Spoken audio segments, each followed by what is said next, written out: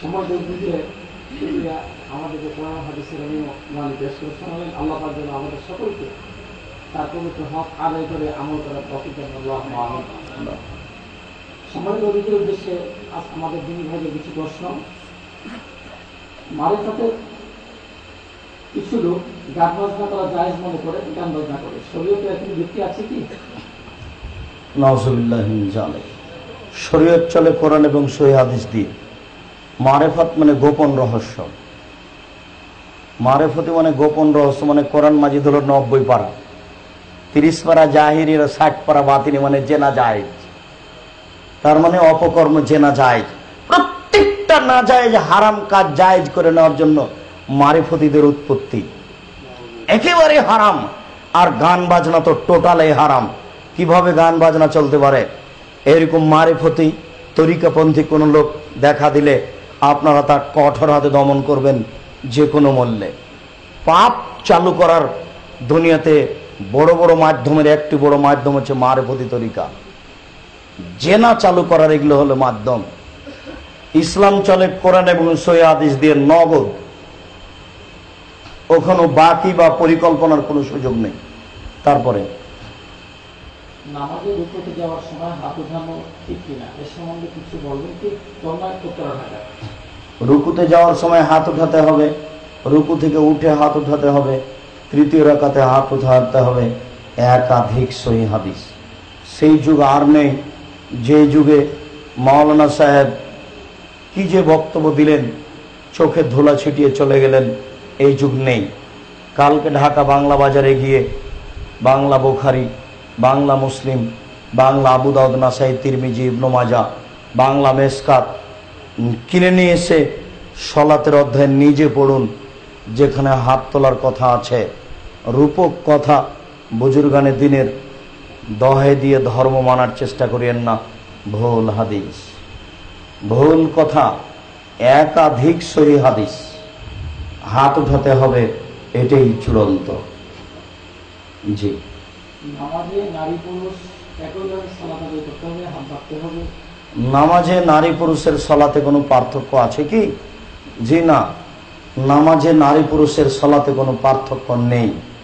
এতটুক যে নারী ইমাম যদি হয় তাহলে কাতারে থাকবে, সামনে যাবে না। বুঝতে পারলেন না মনে হয়?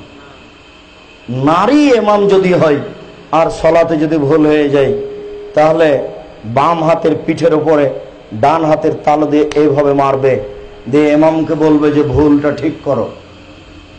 মুখে বলতে হবে না। আর পুরুষ ইমাম যদি ভুল করে তাহলে পুরুষ মুসাল্লি কি বলবে? সুবহানাল্লাহ। আল্লাহু আকবার নয়, সুবহানাল্লাহ। এই দুইটা পার্থক্য রয়েছে নারী পুরুষের। এছাড়া সবাই বুকে হাত বাঁধবে, নাভির নিচে হাত বাঁধার হাদিস নিতান্তই জয়ীফ। সবাই বুককে উরু থেকে পৃথক করে সিজদা করবে, যাতে করে ছাগলের বাচ্চা পার হয়ে যেতে পারে। বুককে উরুর সাথে লাগিয়ে সালাত আদায় করতে হবে মর্মে 4টি জাল হাদিস আছে, মানুষের বানানো। মহিলারা 2 পায়ের গোড়ালিকে জমা করে দাঁড়াবে, নইলে লজ্জাস্থানের যোগাযোগ মাটির সাথে হবে। এটা একেবারেই মিথ্যা কথা, নেহাত অন্যায় কথা। নারী পুরুষের সালাতের মধ্যে কোনো পার্থক্য নেই। পার্থক্য মাত্র এইটুকু, যেটুকু বললাম, পুরুষের যা সালাত নারীরও তাই সালাত। একই সালাত আপনারা ওইভাবেই পড়ার চেষ্টা করুন, আল্লাহ কবুল করুক। তারপরে আমরা নবী করিম সাল্লাল্লাহু আলাইহি ওয়াসাল্লামের সুন্নাত মনে করে মাথায় টুপি ব্যবহার করে থাকি। এরূপ টুপি কি নবী করিম সাল্লাল্লাহু আলাইহি ওয়াসাল্লাম ব্যবহার করতেন? রাসূল সাল্লাল্লাহু আলাইহি সাল্লাম নিয়মিত টুপি ব্যবহার করতেন, এটা প্রমাণ হয় না। সালাতের সময় মাথায় টুপি রাখতে হবে এর কোনো স্পষ্ট প্রমাণ নেই। তবে টুপি মাথায় দিতেন এটার প্রমাণ পাওয়া যায়। বেশিরভাগ পাগড়ি পরতেন, পাগড়ির নিচে অনেক সময় টুপিও থাকতো। টুপি মাথায় দেওয়া প্রমাণ পাওয়া যায়, তবে নিয়মিত দিতেন তা প্রমাণ হয় না। সালাতের সময় দিয়ে সালাত আদায় করতেন, এটাও প্রমাণ হয় না। অতএব টুপি এটা আমাদের একটা ভারতীয় সুন্দর পোশাক। আলেম ওলামা এই পোশাকে চলেন এই মাত্র। তাছাড়া এটা জরুরি কিছু নয়, আর পড়তেই হবে, এটা বাধ্য কিছু নয়। জি। শিয়া কি? মুসলমানদের সাথে শিয়াদের কোনো পার্থক্য রয়েছে কি? শিয়া আহা, শিয়া তো একটা ভিন্ন সম্প্রদায়, একটা কঠিন ব্যাপার। তারা তো মুসলমান নয়। ইরান যতই শক্তিশালী দেশ হোক, মুসলিম নয়। তাদের অনেক মিথ্যা কথার একটা এত বড় ডাহা মিথ্যা কথা যে জিবরাইল আলাইহিস সালামকে আল্লাহ পাঠিয়েছেন আলীর কাছে, তাদের দাবি। তো জিবরাইল ভুল করে চলে এসেছেন মুহাম্মদ সাল্লাল্লাহু আলাইহি ওয়াসাল্লামের। নাউজুবিল্লাহ। অনেক মিথ্যা কথার একটা মিথ্যা কথা। শিয়া মুসলিম নয়, ওরা মুসলিম থেকে বাইরে। অতএব তাদের ব্যাপারে সোচ্চার সাবধান থাকুন। জি,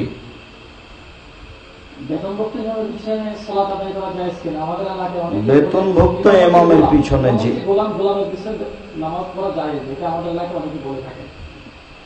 বেতনভুক্ত ইমামের পিছনে সালাত চলবে কিনা? উনি টাকা দিয়ে রেখেছি, টাকা দিয়ে রাখে গোলামকে, এটা হচ্ছে এ দেশের কথা, বোকামি কথা।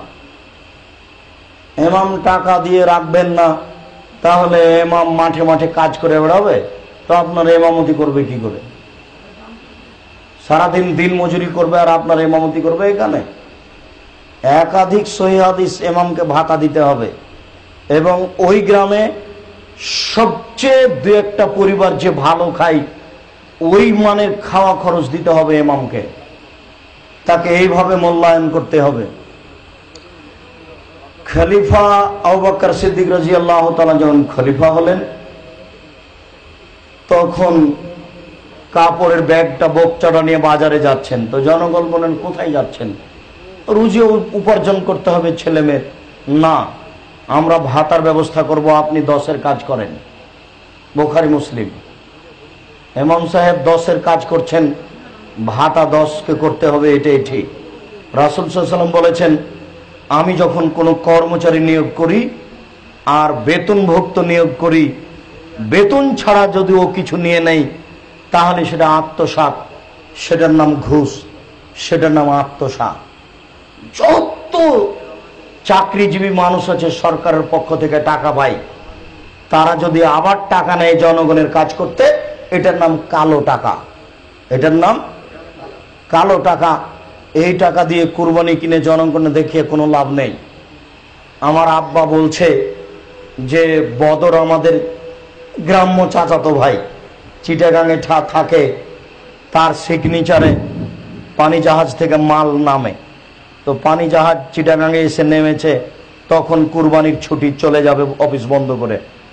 এইমাত্র এসে লেগেছে, যদি 15 দিন এই ঘাটে লেগে থাকে তাহলে প্রত্যেক দিন 1 লক্ষ বা 3 লক্ষ টাকা করে জরিমানা হবে।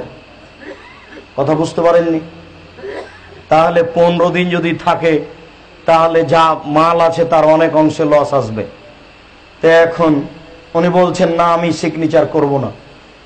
তখন জাহাজের মালিকের পক্ষ থেকে বলছে, বা ব্যবসায়ীরা বলছে যে 3 লাখ টাকা দিব আপনাকে, আপনি একটু সিগনেচারটা করে দেন যাতে করে আমরা মাল নামাতে পারি। তো এখন উনি 50,000 টাকা দিয়ে গরু কিনেছেন, কুরবানি করবেন। তো উনি 3 লাখ টাকা দিয়েও কিনতে পারেন। তো মানে শুধু টাকাই টাকা, শুধু টাকাই টাকা, এর নাম কালো টাকা। তো রাসূল সাল্লাল্লাহু আলাইহি ওয়াসাল্লাম সে কালো জনগণ নিয়োগ করতেন টাকা দিয়ে।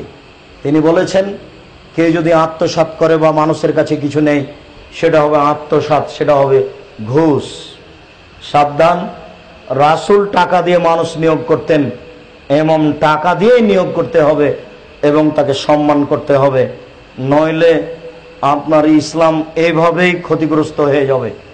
আর উচ্চ শিক্ষিত মানুষকে ইমাম হিসেবে রাখতে হবে। গোটা গ্রামের ইসলাম নির্ভর করে ওরই উপরে। ইমাম সাহেব এটা কি, ইমাম সাহেব এটা কি, ইমাম সাহেব কেতাবই পড়তে পারেন না, তো উনি এটা কি, এটা উনি সবে উত্তর দেন এমনিতেই। আবার যখন বলে এটা কেমন, বলে বুজুর্গানে দিনে বলেছে। এইভাবে চলছে ধর্ম। জি, তারপর আমরা ইসলামিক ফাউন্ডেশনের ছোট অনুযায়ী 75 টাকা ধরে ফেতরা আদায় করেছি, আমাদের ফেতরা আদায় হয়েছে। যারা টাকা দিয়ে এখন আমাদের কি করণীয়? যারা টাকা দিয়ে ফেতরা আদায় করেছে তাদের ফেতরা হয়নি, আদায় হয়নি, এটাই চূড়ান্ত।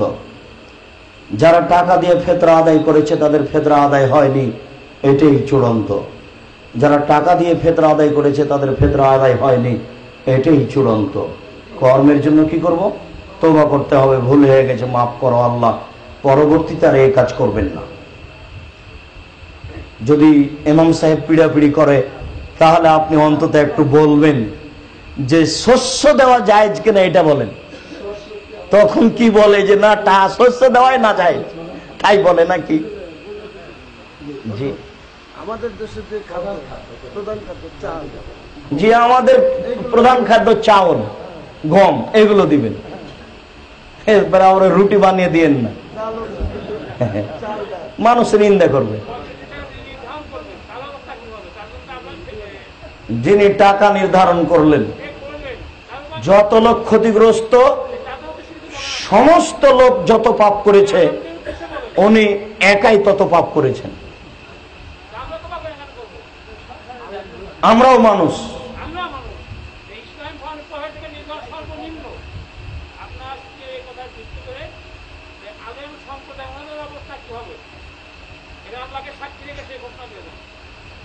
আল্লাহকে সাক্ষী রেখে বলছি প্রত্যেকটা মানুষকে দলিল অনুযায়ী চলতে হবে। আপনি দলিলের আশ্রয় না নিয়ে আমল করেছেন, আপনি অন্যায় করেছেন। সারা পৃথিবীর মানুষ যত পাপ করছে এই ব্যাপারে, সমস্ত মানুষ যত পাপ করছে, ইমাম সাহেব একাই তত পাপ করছে। রাসূল সাল্লাল্লাহু আলাইহি ওয়াসাল্লাম বলেছেন আমার জীবনে তিনটা বড় ভয়। এক নম্বর বড় ভয় হচ্ছে ভ্রান্ত হুজুর। আমার জীবনে সবচেয়ে বড় ভয় তিনটে। এক, ভ্রান্ত হুজুর।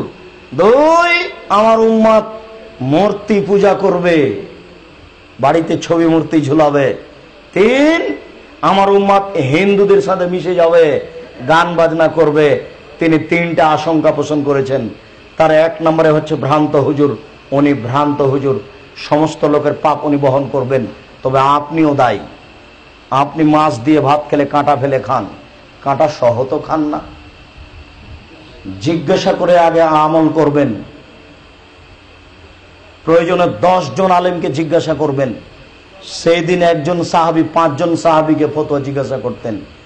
আলেমের বিপদ আপনার চেয়ে অনেক বেশি, তবে আপনার বিপদ কম এ কথাও ঠিক নয়। তারপরে কিছু মানুষ ভবিষ্যৎবাণী করে থাকেন, আদৌ কি ভবিষ্যৎবাণী গ্রহণযোগ্য? মানুষ কি 5 মিনিটের হবে কি হবে তা বলতে পারবে? ভবিষ্যৎবাণী মানুষ করতে পারে না। আমাদের নবী মোহাম্মদ সাল্লাল্লাহু আলাইহি সাল্লাম ভবিষ্যৎ জানতেন না। তিনি জানতেন এ কথা মিথ্যে।